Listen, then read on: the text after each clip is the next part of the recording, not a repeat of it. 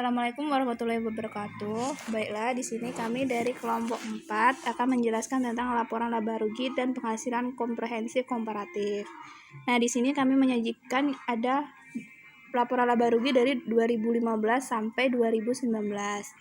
Di mana dari tahun 2015 dan sampai 2016, informasi yang disajikan itu menunjukkan penurunan yaitu sebesar negatif 6,18%.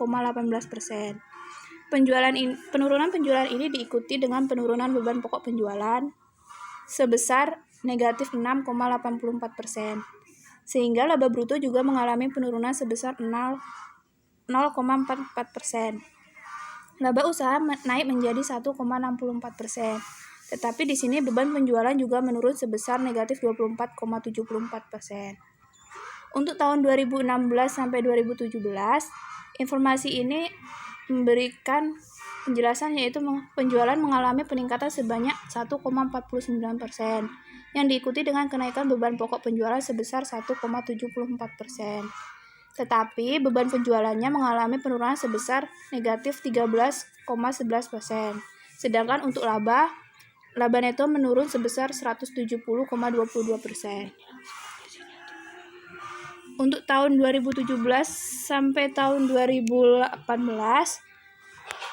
tabel menunjukkan penjualan mengalami kenaikan sebesar 4,36%. Beban pokok penjualan mengalami kenaikan sebesar 4,19%.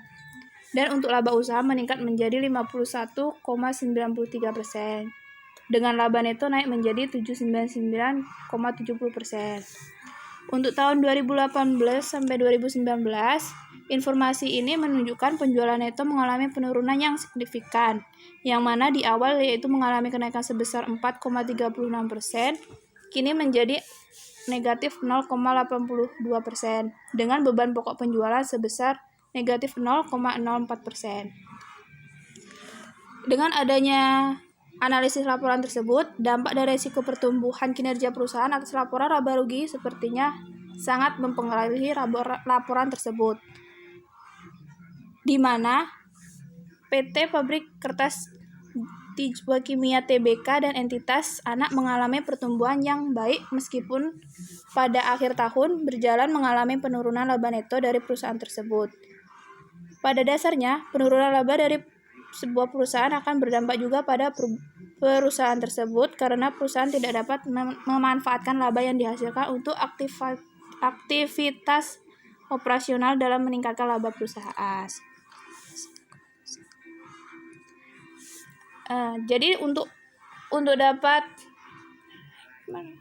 rekomendasi dari adanya perubahan pertumbuhan tersebut dapat digunakan untuk meningkatkan laba yang lebih efektif, dapat digunakan dengan melakukan kegiatan operasional dengan menambah laba ditahan atas perusahaan tersebut. Perusahaan dapat memanfaatkan laba yang dihasilkan untuk membeli aset sehingga dapat diinvestasikan kepada perusahaannya. Selanjutnya yaitu analisis kinerja perubahan aset dan sumber-sumber aset atau dana, liabilitas dan ekuitas. Di sini untuk analisisnya yaitu yang pertama di tahun 2015 sampai tahun 2016, hampir seluruh pos yang mengalami penurunan, kecuali pada total aset tidak lancar yang mengalami kenaikan sebesar 2,05% dan mengalami penurunan yang cukup baik yaitu masing-masing 27,80% dan 0,25,85%. Hal ini dapat mengidentifikasi bahwa perusahaan membayar utang jangka pendek menggunakan aset lancar. Di tahun 2016 sampai 2017, seluruh pos hampir mengalami kenaikan kecuali hanya 2 pos yang jumlahnya menurun, yaitu total aset tidak lancar sebesar 0,89% dan liabilitas jangka panjang sebesar 2,76%. Perubahan tertinggi yaitu pada aset lancar sebesar 17,78% dan total liabilitas jangka pendek sebesar 14,21%. Di tahun 2017 sampai 2018, seluruh komponen LPK mengalami kenaikan.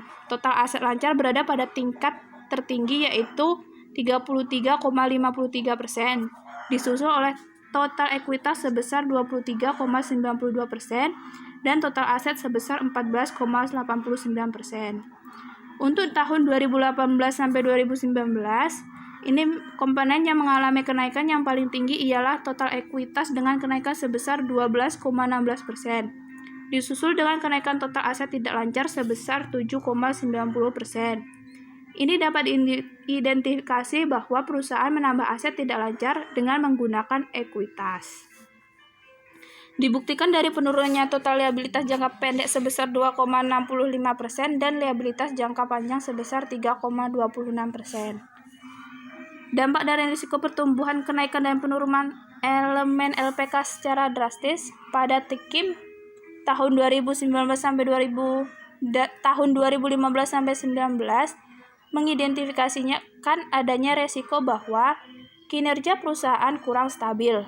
Artinya, perusahaan tidak begitu kuat terhadap guncangan dalam bisnisnya. Perusahaan yang baik salah satunya dapat dilihat dari pertumbuhan elemen LPK yang stabil, tidak harus selalu naik, jikapun ada penurunan biasanya tidak begitu ekstrim. Rekomendasinya yaitu sebaiknya perusahaan lebih tahan terhadap guncangan dalam bisnisnya. Perusahaan dapat mengatasi dengan melakukan evaluasi terhadap analisis SWOT.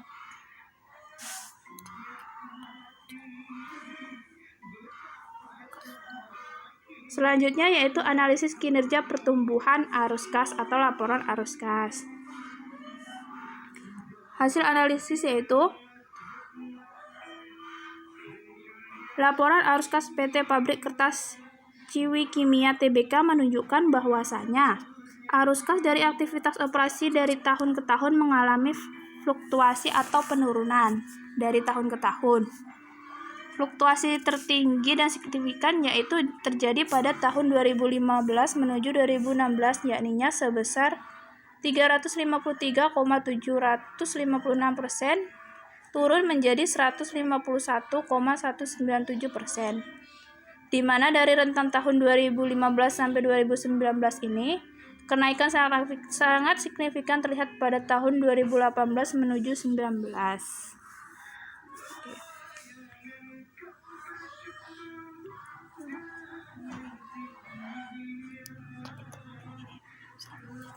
Selanjutnya, akun arus kas dari aktivitas pendanaan di mana kondisinya masih terlihat normal walaupun mengalami fluktuasi, namun masih dalam kategori stabil tiap tahunnya, di mana mengalami kenaikan yang cukup signifikan dari tahun 2017 menuju tahun 2018. Bisa dikatakan di sini bahwasanya pada tahun 2016 menuju tahun 2018 merupakan tahun paling tinggi atau signifikan kenaikannya pada PT Pabrik Kertas Ciwi Kimia Tbk.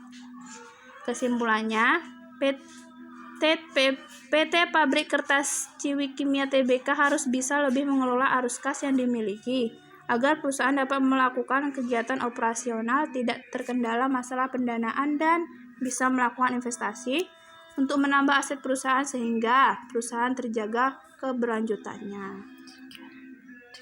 Sekian untuk presentasi dari laporan keuangan konsolidasi kooperatif dari kelompok kami. Apabila ada kekurangan dan kesalahan, kami mohon maaf. Sekian dan terima kasih. Wassalamualaikum warahmatullahi wabarakatuh.